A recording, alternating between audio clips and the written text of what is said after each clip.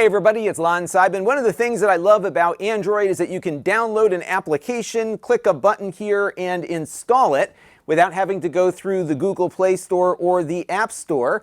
And off you go with your favorite apps. And of course, a lot of us do this. It's called sideloading. Now, I sideload quite a bit for the devices I review here on the channel. So for example, we installed this PS2 emulator a second ago on the Walmart tablet that I reviewed last week. I also sideload a lot of applications onto Google TV devices because the apps that I like to use for different types of benchmarks are not always available in the Play Store for these devices, but I can sideload them in with an APK file. It's very convenient, and it's been one of the hallmarks of the Android OS that it has this openness to it. But that openness is going to get a bit more narrow in the next couple of months because Google is about to unveil a new policy in regards to sideloading. It's going to impact developers but also users, and that is what we're going to check out in today's video, so let's get to it. Now, this has been in the works for a while now, and Google has a website that you can find at Lon.TV/AndroidCert to learn more. And this will impact developers in a pretty significant way because right now, I could make my own app for Android, put it up on my website, and anybody could download it, and I don't have to tell Google about that app. However, in the future here, once this new policy is enacted, they are going to require now that developers verify their identity, which includes their legal name, their address, their email address, and their phone number. Additionally, if they're an organization, they have to provide a DUNS number and verify your organization's website. And they're also going to require the upload of an official government ID, and that is just to publish an application even outside the Google Play Store. These requirements are in place for the most part on the Play Store now, but anyone that wants to offer an app through the alternative app stores out there will need to also register with Google first. Otherwise, people will not be able to easily install the apps as they can today. So that's a big one, and I think that is certainly the most controversial part of this new policy. And they're also going to require that every app that you make has to get registered with Google and signed by your private key. And again, this applies to any app outside of the Google Play Store, so you will have to do this if you're using an alternative app store. And then there's another step, and this will be determined based on how many people are going to be running your app. So for example, if I'm doing some vibe coding and I've got an app that I want to install on a few friends' devices and it's less than 20, I can go with the limited distribution option, which will allow the app to be installed on up to 20 devices, and I don't have to pay a fee to Google to do it. But if you want to make your app a full distribution app, you do have to register with Google and you do have to pay a fee. I think it's $25 to be a fully distributed app. And I think that applies to your Google account. It's not a per app fee, but there will be some additional registration and fees involved here if you want to distribute a sideloaded app in the near future.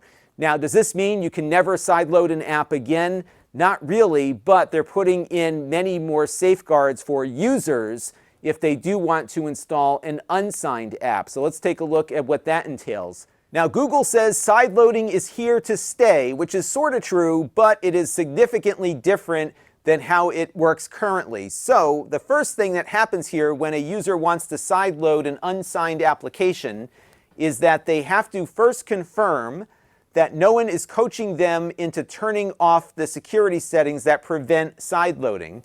And it says, while power users know how to vet apps, scammers often pressure victims into disabling protections. So first, you have to say that no one is instructing me. The next thing you have to do is reboot your phone and re-authenticate completely. So you got to log back into your Google account so that it will cut off any remote access or active phone calls that a scammer might be using to watch what the user is doing.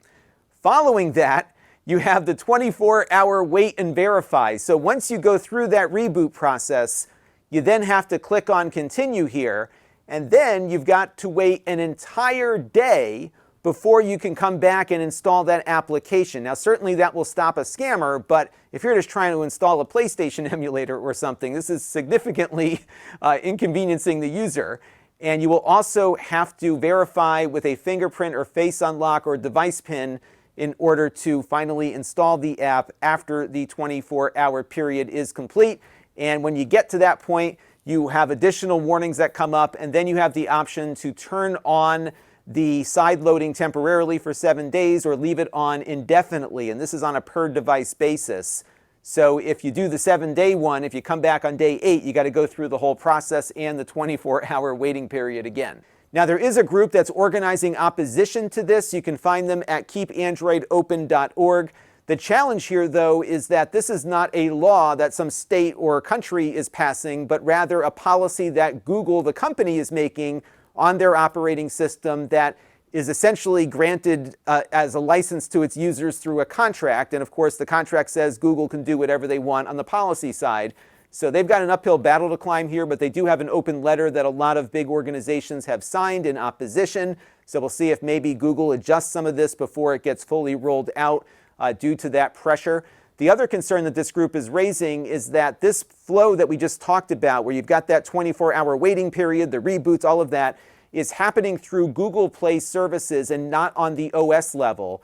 And they say that as of today, it hasn't shipped in any beta, preview, or canary build. It only exists as a blog post and some mock-ups that we just looked at. So when this rolls out, it's not even going to be an OS update, but rather the Google Play services will update on your device, and now there's a whole new rule set applied when you're trying to sideload an application. The group also says that this is bigger than Android. They don't like the idea that Google can retroactively lock down billions of devices that were sold as open platforms. And let's not forget, when Android was first becoming a thing, they really touted its openness. The CEO at the time, Eric Schmidt, said that Google was the inverse of Apple, which of course has a famously locked down operating system. Theirs was open. In fact, the Android operating system was then, and still today, at least portions of it, are fully open source. So when is this going to start rolling out? Well, if we look at Google's timeline here, in September, the requirement goes into effect in Brazil, Indonesia, Singapore, and Thailand. And what Google says at this point, any app installed on a certified device in these regions must be registered by a verified developer. So that means even if you're in the United States, but you have users in those countries, you need to register your app if you are providing an APK for people to download and sideload on their devices. If you don't do that, those users have to go through that 24-hour waiting period and all the other stuff we just talked about in order to install an unsigned app. So you still have the option to offer it, but the user inconvenience here will be quite significant, at least on the first install. So why is Google doing this? Certainly we can look at all of the nefarious reasons for them to do so, maybe to have more control over the Google Play Store and everything, but they say it's about scammers who are tricking Android users into installing applications. And because it is relatively easy to do it, if a scammer's got you on the phone and is convincing you that your bank account is about to get drained, they can walk somebody through the process of sideloading an app. So we've had issues with banking problems here. There's been another one here where there's account stealing malware coming through as fake wedding invitations in India. So there are certainly some examples of why there's a security issue that Google would like to plug here, because Android phones at the moment are easier to sideload applications onto versus an iPhone. And I'm sure they're trying to minimize some of their liability in that area, but it's hurting a lot of other users who understand the risks and want to install software and have control over their device. Is there a better approach to this? Well, I think maybe Google should do this at the account level, so we as the user can decide whether or not our devices should be allowed to have their stuff sideloaded onto them, because I have a lot of Android devices, and if I have to wait 24 hours every time I get one in to review, it's going to dramatically inconvenience my workflow here just for the review stuff, but also just for things that I may want to install from time to time. So I would like to see a little more flexibility with that. Now there's another option, because Android still is an open source operating system, and I think we might start seeing more alternatives, like for example Graphene OS, which runs on Google Pixel devices, and it's an open source implementation of Android that doesn't have any of the Google stuff, and you've got a little more privacy if you go with that. Of course, it doesn't have a Google Play Store, but it does provide options for sideloading without having to go through all of this signing and developer nonsense. So that remains an option. It's still maybe rough around the edges for some users. My friend Veronica from Veronica Explains has been living with Graphene OS, and she posted an update back in March about what it's been like to live with that OS, and you can find more on her website at Lon.TV/GrapheneVeronica if you want to see what it's like to try an alternative mobile operating system. So sideloading is not going to be completely eliminated, but I think for a lot of folks, as we work our way into 2027, as this rolls out in different countries, you're going to see some significant